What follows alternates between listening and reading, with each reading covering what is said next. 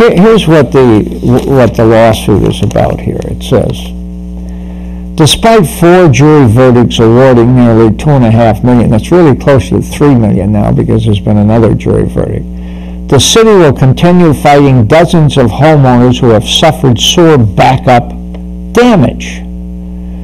That's why they say the city is absolutely heartless and irresponsible.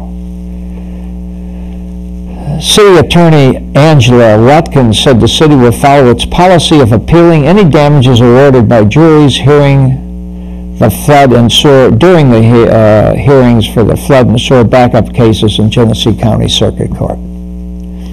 Now, there are 2 attorneys that are primarily involved in this. Tom Papps, who had gotten a lawsuit for about $1.5 million here 2 months ago. And Dean Yotis, who represents the great bulk of these cases. He has had about 205 or so of these injured parties. They've tried about 40 of the cases. They still have 65, 70 cases to go. And already it's over $3 million in damages that juries have awarded. Now, both Pabst and Yotis are excellent trial attorneys. They're going to keep winning.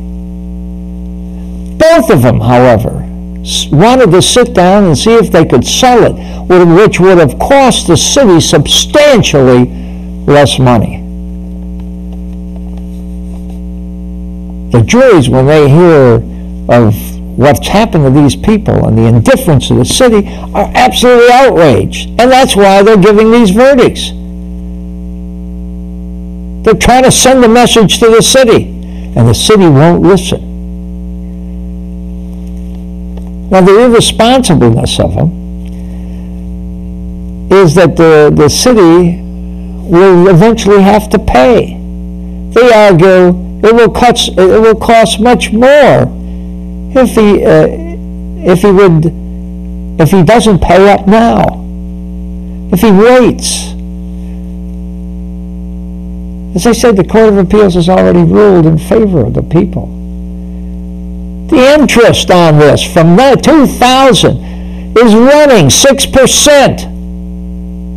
So whatever they get on the judgments, it's 6% since 2000, and it will continue on until the cases are settled. Consequently, what it really boils down to is if the Flint pays what the city already owes,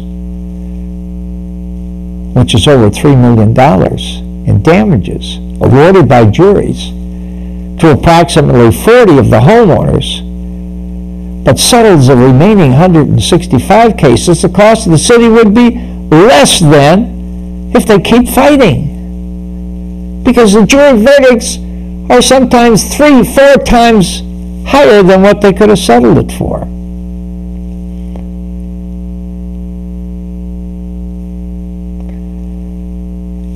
Actually, if the city continues to fight, and all these cases have to go to trial, and they're trying like 10 to 15 of them each time they go to trial, because the facts are pretty much the same. They just have to present the damages of the different people. The ultimate cost to the city could be as high as $20 million. $20 million. They probably could settle for a lot less than that if they'd sit down.